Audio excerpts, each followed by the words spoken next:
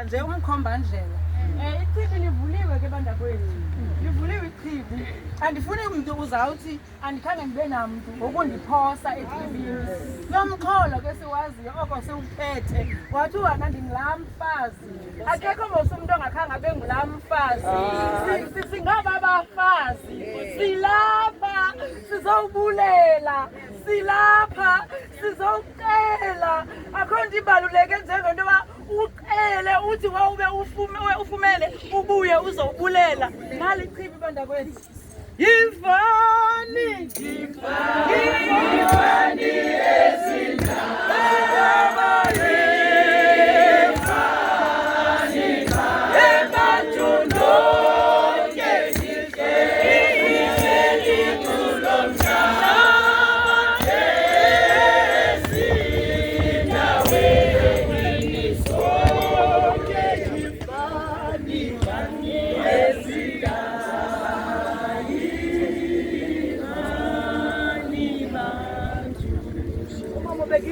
nomama ophethe lenkonjelo mzuzwana ndimantshake bandisuka kude kwaye ndingulamfazi kuba le nto ingumxholo kuthiwa ngexesha sobe ikhangela ingxaki.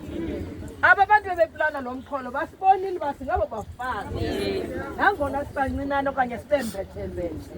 Andizolichaza eli bali sasifundiso kaSabhi kodwa singaba bafazi babecela okanye basacela kodwa ngokusothi naba bantwana siyababulela.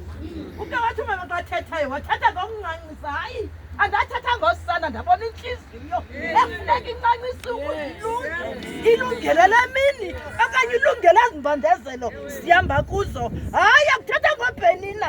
oBhenina sithi noHana ngoku kodwa ndithi xa ndisuka emagqunqwebeni ndingulamfazi nomoya ubunzima. Athi le moya iyashiyana imimoya. Ikhona le mimoya ivutuzwa phandle. Ikhona imimoya ithi yawufika iwisimithi. Kodwa masiqala la moya ungaphakathi. Athi oNkosi sizalise ngomoya izwele ukuze kuthi zakufika ezimini nathi bethunani sibonakale singabahlanjweyo. Sithola imithwalo ngobhaka bethu. Sithola abantwana bethu ngobhaka bethu. Nala mzuzu abanye bayatshawutsha kodwa usothetha loo nto ndizakwenza umbulelo. Ndithi ngulafazi wena bezesayinilebe into endiyithandayo mama inzima ina-profession inzima inantlutha moya kodwa uzohlutha ube likoki ngenxa yembandezelo. Ndizothi ndingulamfazi ndiyithwele imithwalo yam ngobhaka kwaye ndinathemba zandakugoduka ibe lula bazali bangasingayoyiki le ndawo kuba le ndawo lembhaki yitestimoni.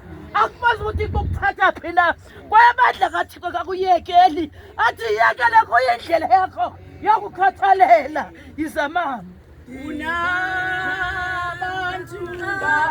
bakuThixo ngamaxesha onke.